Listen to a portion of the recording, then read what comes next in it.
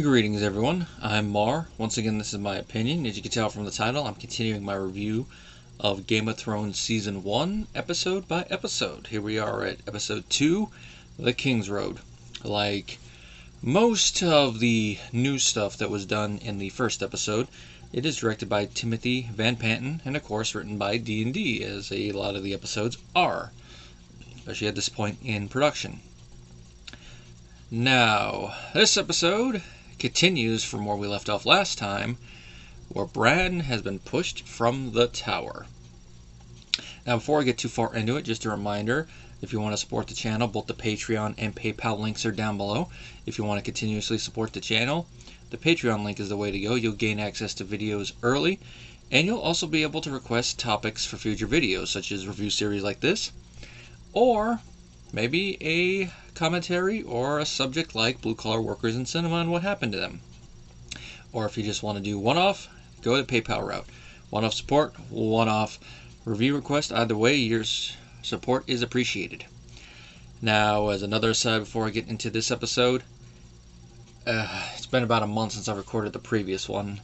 I know, procrastination, but I got other stuff to do. As by the time this video goes live, as you've probably seen some of the other stuff I've had to record between now and then. Now, in the last episode, I don't think I went over one change they did to Dany and Drogo's marriage, and that was how they did their consummation scene.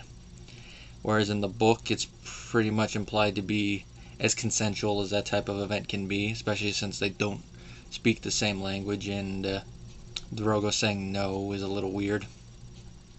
He's asking if she's saying that. Whereas in the show, it's a little bit more rapey. Which I don't know if that's a translation issue between the book and the page, or if that's the way they went. I haven't listened to the commentary, so I don't know what their thoughts on it are, but it is something to note. If you kind of think about it, it would be a little bit more accurate given the situation that she would not be feeling 100% into it. Now, that does continue into this one, but that is, if I remember correctly, how Dany kind of felt in that moment, as he kept writing her night after night, to put it bluntly and politely. Which I'll get more into that as I get into her storyline, because this episode is divided into 4 different sections with the different plot lines that are moving back and forth, all following in the wake of what happened with Bran, except of course for over on the Dothraki Sea, which I should probably cover that aspect first, considering I just started off talking about Dany. Now, it follows off from her and Khal Drogo's marriage. The Khalasar is moving through the Dothraki Sea.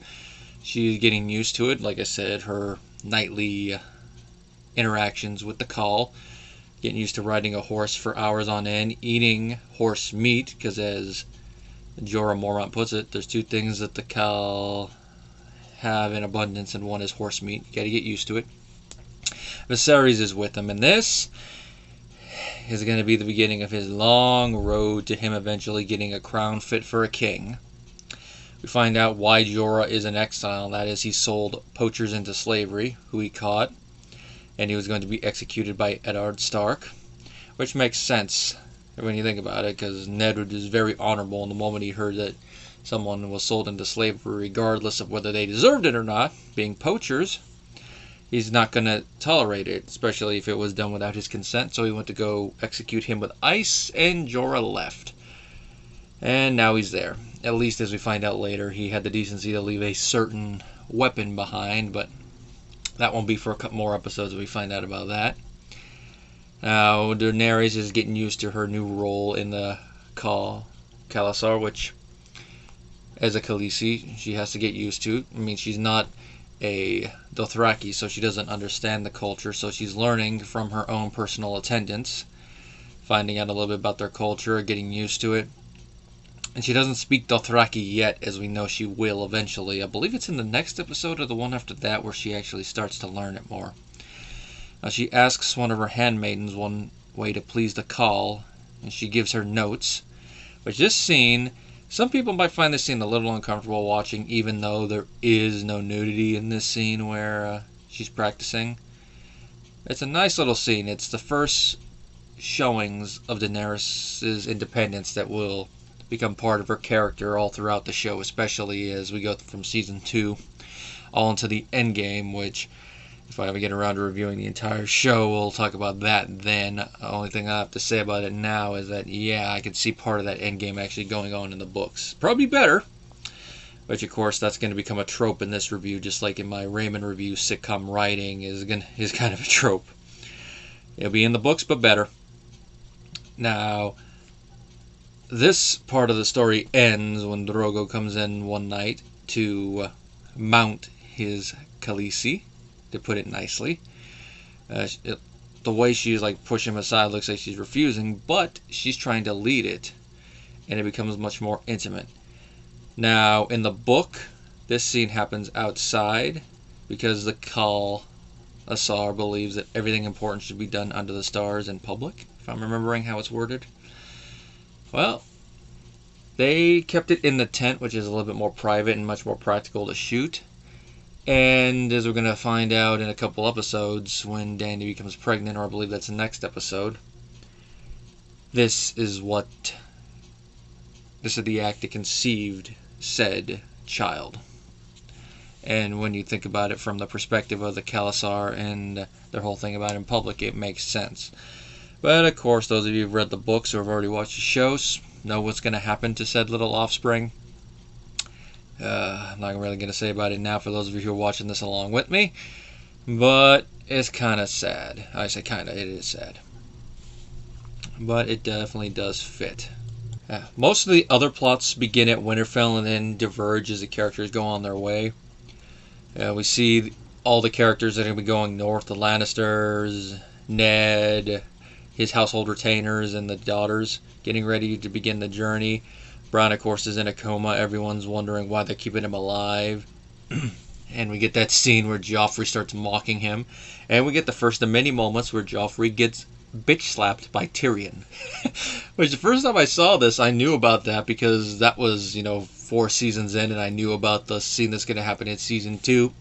And now I've struck a king. Did my hand fall from my wrist? I already knew by that moment, so watching this part, when he slapped him and he's like, say one more word and I'll hit you again. Saw that, I burst out laughing, and I still burst out laughing watching it. Part of it is just Joffrey's reaction to the whole thing, because he's not used to being hit, which is a carryover from the books, because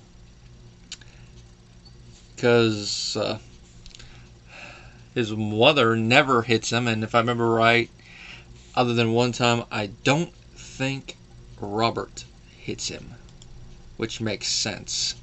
Because he's not really that good of a father, which is going to come up time and time again. I think the most attentive as a father Robert ever was is with his first daughter, the illegitimate daughter he had when him and Ned were being fostered in the Eyrie. Which, other than a character that's going to be introduced this season, and of course the little babe that sets off what happens next season, they never really bring up any of Robert's illegitimate children. One of them kind of becomes a composite character, and then the daughter never brought up, even though it would be apt to bring her up, which is a shame. But you could also understand she's such a minor character. They could have mentioned her in dialogue at the very least. And one thing I like about Tyrion is he's one of the few that believes Bran is going to survive, at least in the Lannister camp. And at this point, we can already see a little bit more of his insight and his intelligence, because he's suspecting stuff. And even if it's just very, very subconsciously suspecting this, he brings it up in front of his siblings. And of course, while Cersei doesn't sell it, Jaime kind of does with his questions like, whose side you're on? And then he's like, I'm on the family side. You can tell he's suspecting like there's more to Bran's fall than meets the eye. And he even mentions like, it's going to be interesting when he wakes up though, what he has to say. And of course, given what we're going to find out later, he probably suspects his siblings might be involved, or maybe at least someone in their family is involved, but who, they don't know. At least at this point, they don't bring it up. It's been a while since I've read that part of the book, so I don't remember off the top of my head if it actually clarifies if he suspects to the point of them doing it, to hide something. But he is being very, very suspect. My only thing is, why does it took anyone in the Stark camp so long to suspect something, because as we're going to see in a little bit, it does take a while. Everyone eventually does leave, as makes sense. Ned and Lannisters, everyone going up to the north. Benjen and Jon going to the south, along with Tyrion, because Tyrion is curious to see the wall. He wants to see it. And, as he puts it, urinate off the edge of the world. Now, there's two scenes before Jon leaves that are very, very strong. One of them is him going to see Bran and say goodbye to him. And, of course, Catelyn being all rude to him. And you could understand part of it, because she's in mourning. She thinks her son's going to die. And then seeing the living embodiment of her husband's infidelity coming in to speak with her son. Even though it is his brother, he has every right to go in there and say goodbye to him. Alright, even if he's not going to say anything back. Still, she doesn't have to be rude about it, and she is a little rude about it.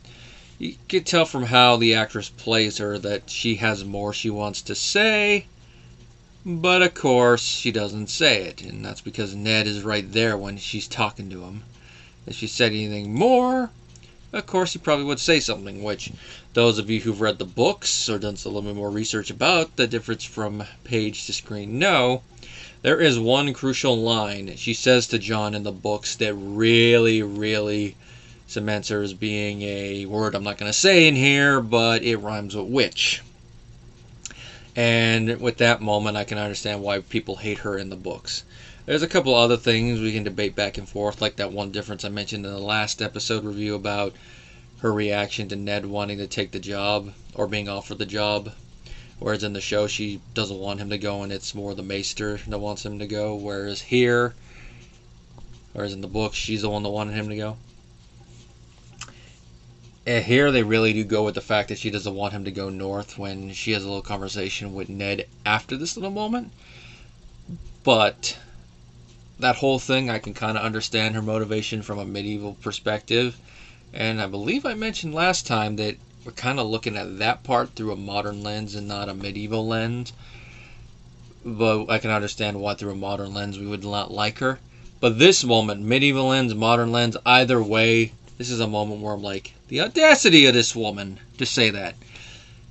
Because it seems like it'd be a tender moment followed by a big old upside the head. Where she finally refers to Jon by his actual name and then tells him straight up, it should have been you. For those of you not catching what she meant by that, she's basically telling Jon that he's the one that should have fallen from the tower and should be in the bed crippled.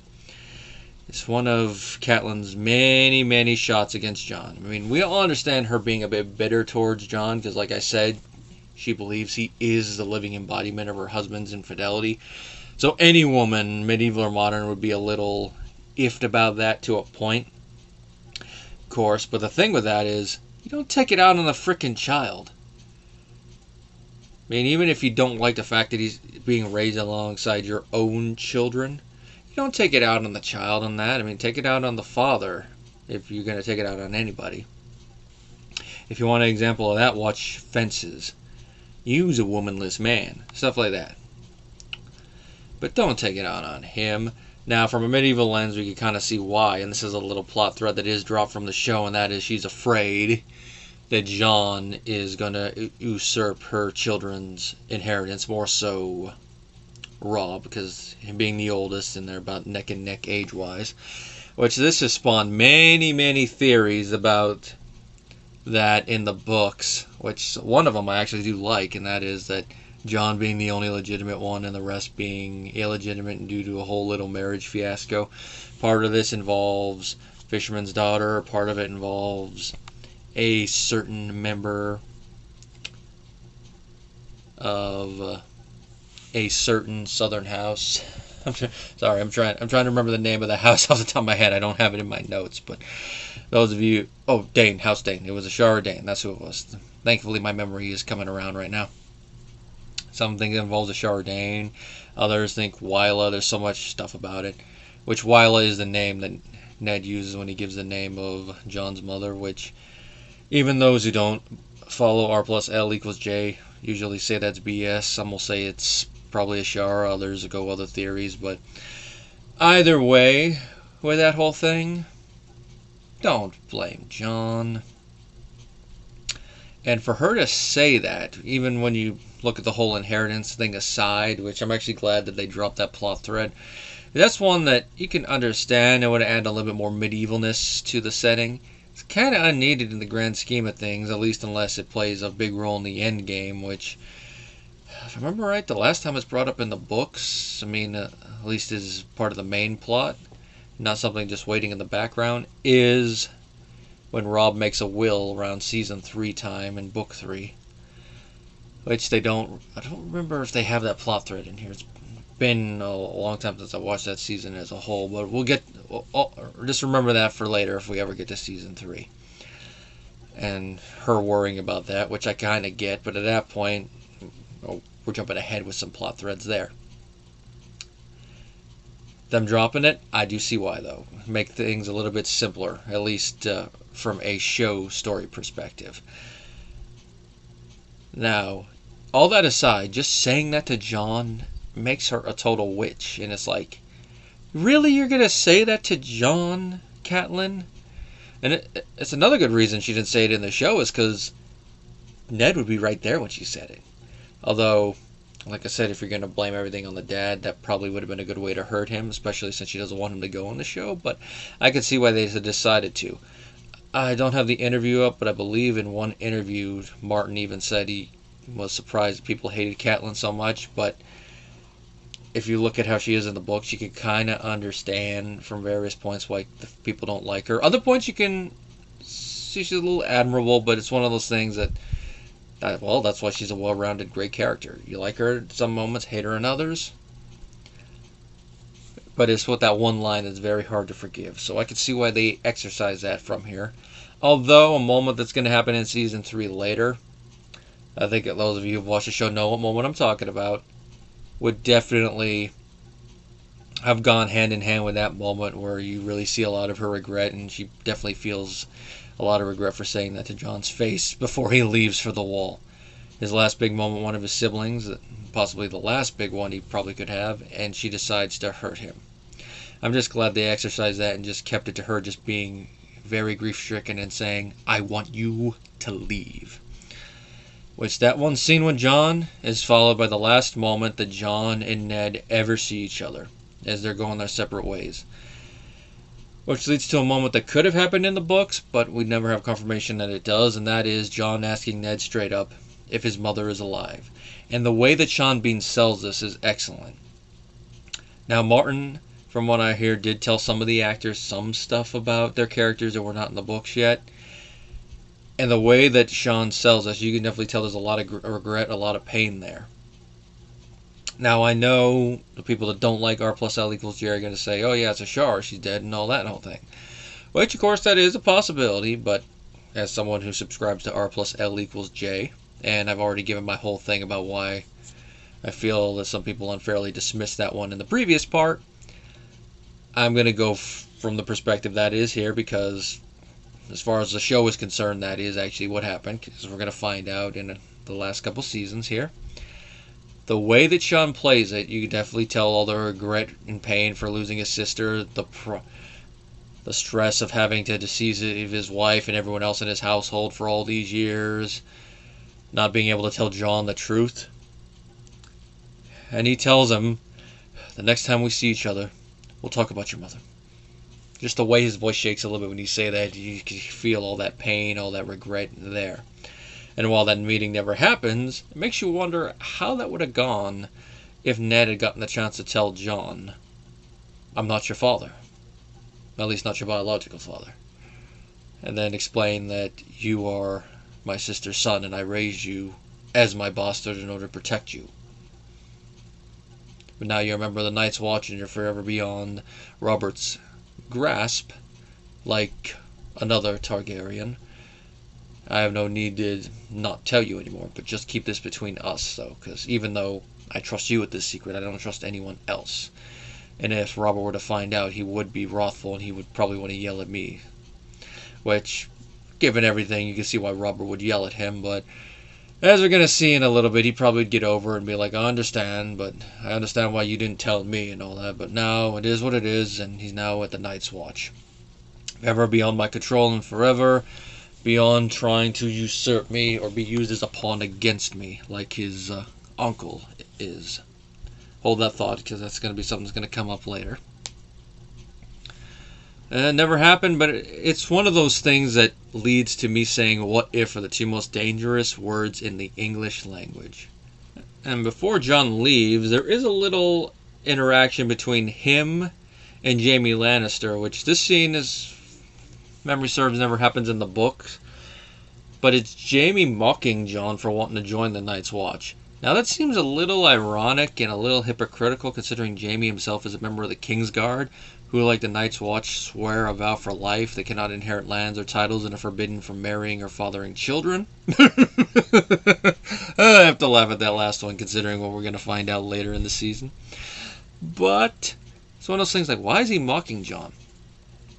Now, part of it could be it's part of his character at this point, and it's him looking down on the Night's Watch, because unlike the Kingsguard, who are made mostly of noble knights, whereas the Night's Watch is mainly criminals and outcasts. There's some nobles in there, but some of them are, sons so far down the line of inheritance it's their best chance at actually achieving any greatness, or illegitimate children of nobles like Jon and other ones that decided to volunteer because, like, hey, yeah, I don't want to die up here, down here. I want my son to inherit. Other reasons. I mean, there could be vastly other reasons, but it's mostly criminals and outcasts. And he's looking down at it like the Night's Watch. But the other thing is, it could be also warning Jon. I mean, he's mocking it a little bit, protecting us all, but from what we find out later, I'd say it's a little bit in keeping with Jaime's character to want to warn Jon, especially in his own weird Jaime way, more mocking and all that. It's fitting with his character and what we know of him right now, but as we're going to find out more about him later, there is a lot more to Jaime than meets the eye, especially when we find out from him traveling with Bran later. So he's probably trying to warn him, but he's not going to be as tactful about it as his brother is.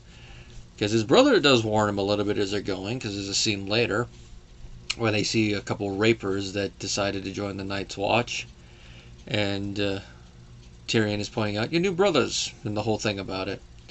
And they're together when they finally get to see the wall, and our first look at the wall, oh my god, the effects for it, they still look great. You definitely believe the wall is 300 feet tall, and the look on Jon's face when he sees it is like, oh my god, I knew it was big, but I didn't expect it to be that big. Which is probably the best place to put it here, but George R. R. Martin based the wall and its purpose of protecting invasion from the north on Hadrian's Wall, which was a man-made fortification in northern England. And although it was considerably smaller, the real-life one was 73 miles wide and 12 feet tall, it served the same functional purpose of protecting the Romans at the time, who were stationed in England, from the tribes in the north.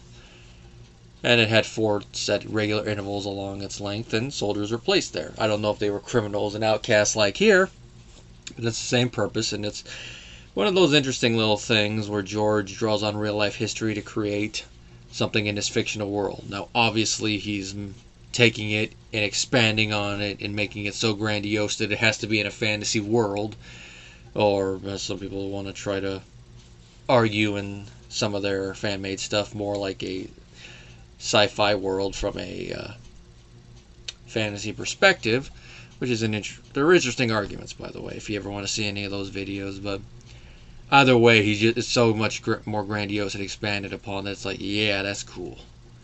And that scene where we first see the wall is definitely the epitome of cool. That's about all I got to really talk about the wall. Just keep both his interactions with Tyrion and Jaime in mind as we go forward, because that's going to be the first hint to Jon that his romantic notions about the Night's Watch are not what they're cracked up to be, despite what Ned told him, and despite what he's heard at Winterfell, and despite what Benjen has told him, and what Benjen probably thinks. I mean, because there's still a lot of debate why Benjen's at the wall, which the show never really comments on, but I like a lot of the debate and the fan speculation about it. Part of it ties back into Lyanna. And I happen to hold one theory with it, in case anyone's wondering. I think it's because Benjen knew about R plus L equals J. Well, obviously he knows that it's nephew, but I mean knowing about the relationship. And because of everything, he felt honor-bound and obligated to go to the wall afterwards. And of course, as a certain cartoon character would put it, we'll never speak of this again.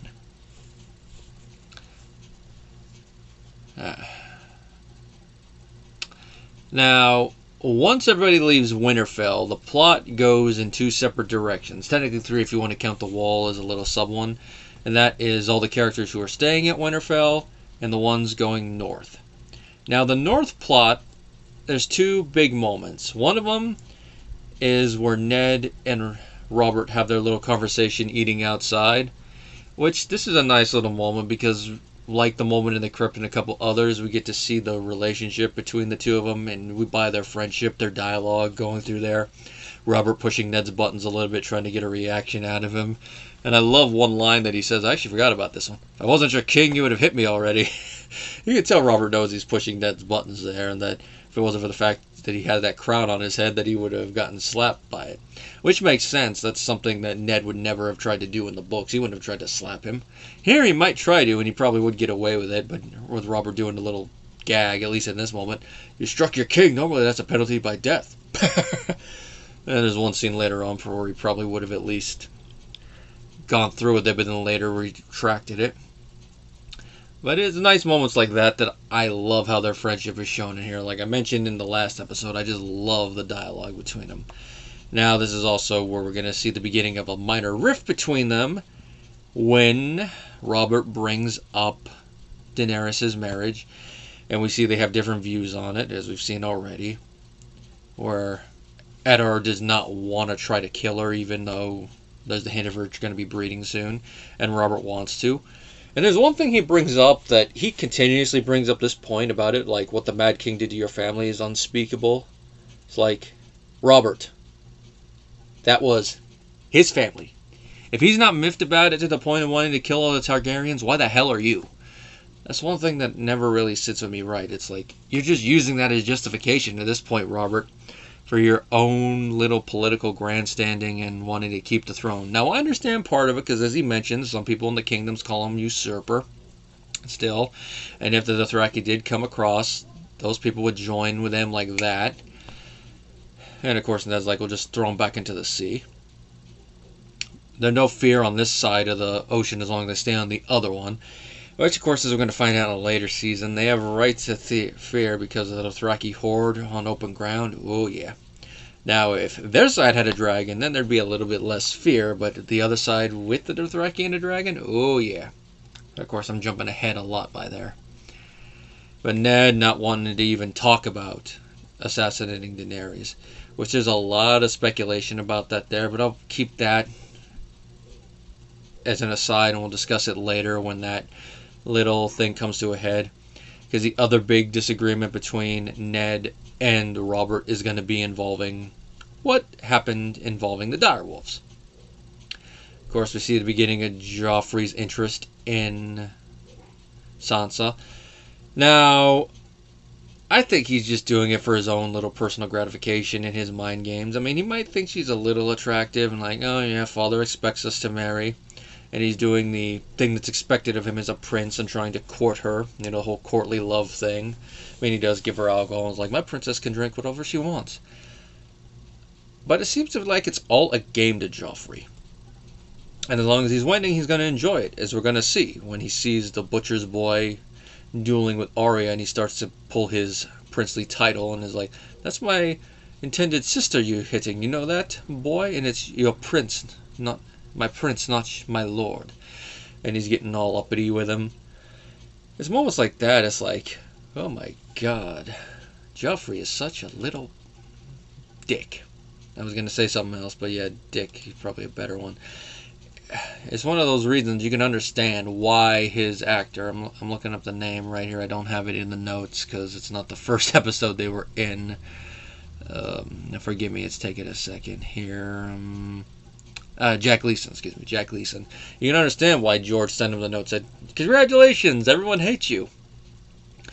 But then the thing about it is that once he gets bit by the direwolf and then hit by Arya, he goes into whimpering mode and he plays it so well. It's like, this is why we really love to hate Joffrey, because he's all, when he's winning, he's all up like this, but in the moment he starts to lose, he starts to cower.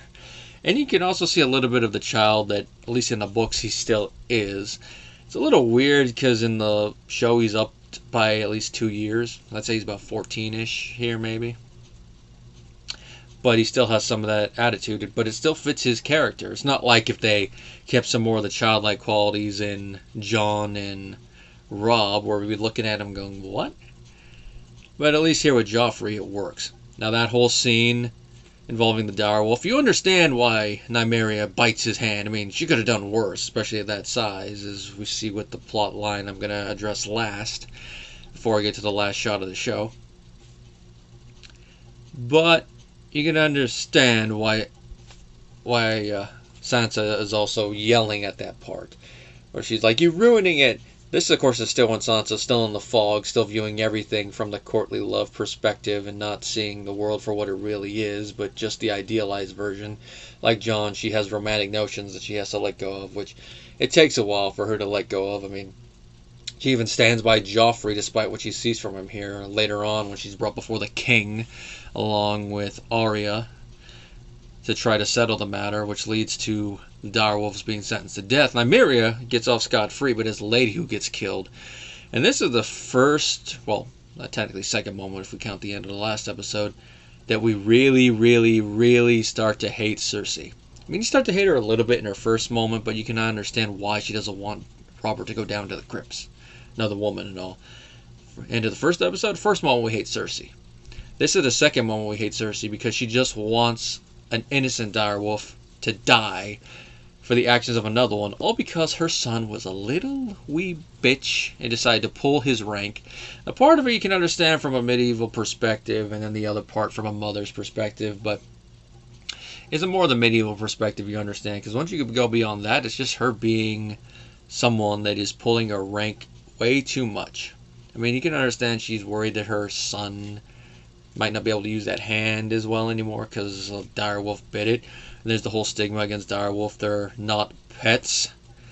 And this leads to a little bit of a rift between Ned and Robert. You know, is this your command, Your Grace? And Robert just looks at him and walks off. And with that look, you can definitely see that Robert is playing at politics here, because he has to placate his wife's family. And the book does go more into the fact that Robert is playing at politics. It touches on it a little bit in the show here, but it's subtle. It's one thing I'm glad they did include, even if it's more subtext here, based on how the actors are acting and the looks on their faces. It's one thing you feel sorry about for Robert for, and it's one of those things like, this is why you should not have married into the Lannisters. It's your own fault there. But considering what we know about the Robert's Rebellion and how it ended, you can kind of see why they did, and you gotta kind of give Robert a little bit of slack because he's trying to play the Game of Thrones in his weird way. But at the same time, really letting his wife kill an innocent direwolf? Yeah. Which that goes into the last scene where Ned decides to kill the direwolf himself, which of course goes with his home mindset of passing the sentence, swing the sword. Which they cut that line out from the show, where he's like, where in the books he's like, "Why don't you do it yourself, Robert?" Robert looks at him, and you can definitely tell he doesn't have the stomach to, because he knows it's not right. Tying back in, and you know, if you can't look him in the eyes and do it, maybe they don't deserve to die. But here Ned decides that he should be the one that kills Lady because she's of the North and she deserves more than a butcher. Of course, the other reason is so once Lady's dead, they can send the body north so the Queen cannot have herself a new, nice direwolf coat. Which they don't mention that in dialogue in this episode, but it's kind of hinted at with how they cut the episode together. Because Lady's death does go hand in hand with Bran waking up as the last shot of the show. Ending on a note where you're like, ooh, he's up, I wonder what he's going to know. If I remember right, in the books, he wakes up around the same time, but it's also accompanied with one of his raven dreams, which I think is the next episode, if memory serves, where we start to touch on those. Now, before Bran wakes, the other subplot at Winterfell involves the cat's paw. where someone sets fire to the library at Winterfell, which they never touch on it here, so I don't know if it's going to be important to the plot and it's just people thinking it's going to be important, or it's something that they decided to very simplify for what's going on. But while he was there, as we see a little bit from his interactions with Jon on the road, Tyrion read a lot of books in the library because, as he tells Jon, the mind needs books like a sword needs a whetstone. And there's a lot of speculation on what books specifically he read there, and that there's a possibility that there are some books that were destroyed in the fire that only Tyrion has read recently, and thus he only has access to the knowledge that lay within, and there's a lot of speculation on what said knowledge could pertain to for the endgame of the show and the books. Now, it never comes up in this show, but in the books, if it comes up, probably be interesting. I mean, Tyrion seems to be the type of person that can retain just weird knowledge that in other contexts would be considered useless information, which is a character aspect I get that sometimes happens with me. And some of it is very mundane, and some of it is one of those ones where it's like, I don't want to be that guy, but technically, it's one of those things you got to keep in check. More especially in a modern world, but at times in a medieval world too, which is one thing Tyrion doesn't really learn about his mouth. The show doesn't go in depth in as much as the books do, but it's one thing to keep in mind as we're watching the characters go through their arcs and the story go forward. Now, the library's on fire. The Catspaw comes in. You're not supposed to be here. And he goes to kill Bran. Of course, his mother goes to protect him in Mama Bear mode, fighting him off, grabbing the blade, cutting her hands. And then the direwolf that will be known as Summer in the future comes in and saves the day, ripping the Catspaw's throat out, then going to check on Bran like a good little dog. And he's just laying there. And I just love the way that the animal that plays Summer sells this. He goes over there checking on him, whimpering, and then lays down as a protective dog would, looking at Catelyn like he's safe. The boy is safe. And Catelyn's looking at him, looks at the Catspaw's throat and all that. Now, at this point, they're wondering, who would send a Catspaw to kill an unconscious boy? Now, there's that. Like, why would someone want Bran dead to the point where they would send someone to kill him? Why would they arm him with a blade that's Valyrian steel? Because they bring that up later when they're talking in the Godswood. Valyrian steel. Too fine a weapon for a Catspaw. Now, Catelyn goes up to the tower, checks, and she finds one blonde hair. So she begins to suspect the Lannisters, which makes sense. The Lannisters are known for their blonde hair, and the hair that she finds is long. So mayhaps it belongs to the Queen. They speculate while they're talking in the Godswood. And they talk about war it might come to, which the Maester gladly shoots that down. Like, hey, wait a minute, guys. We need to think on this. So they decide that they're going to go tell Ned. Now, of course, traveling in a group would be too conspicuous and attract way too much attention, especially traveling on the Kingsroad. So they're going to only go with two. Catelyn and Sir Roderick are going to go speak with Ned. Now, they never bring up their disguise in the show, but in the book, they traveled as father and daughter, and Roderick actually had to shave in order to do it, which is a nice little comedic thing. Of course, for the show, they don't do it how they do it in the books, but they still travel to go see Ned. They do include the little gag that's going to come up with that when they actually meet, which I do love. But we'll get to that when we get to that episode, which those of you who've seen the show and read the books ahead of time know what moment I'm talking about, so I can imagine you're already smiling about it. Like a few other things we've seen in here, if the Lannisters were to find out, it could lead to some potential deaths and a lot of political backstabbing and chess piece moving, which you could see from that why Catelyn decides to go herself, although there's the whole thing, as we see before the fire, that the others need her. But this is her in the show at least realizing that I have to do other duties for my family. I can't just sit here and then just waste away like I have been the last month.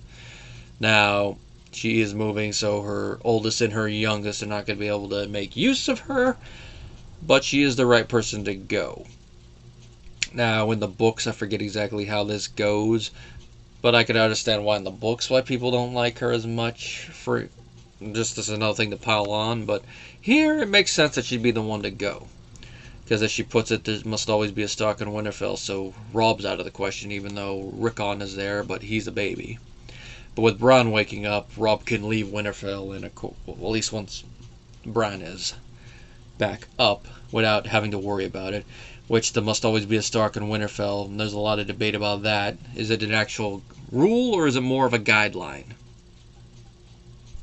Now, this whole cat's paw plot, it is resolved in the third novel, A Storm of Swords, where we find out that Joffrey's the one who sent the assassin to kill Bran, and he stole the dagger from Robert's weapons to give him.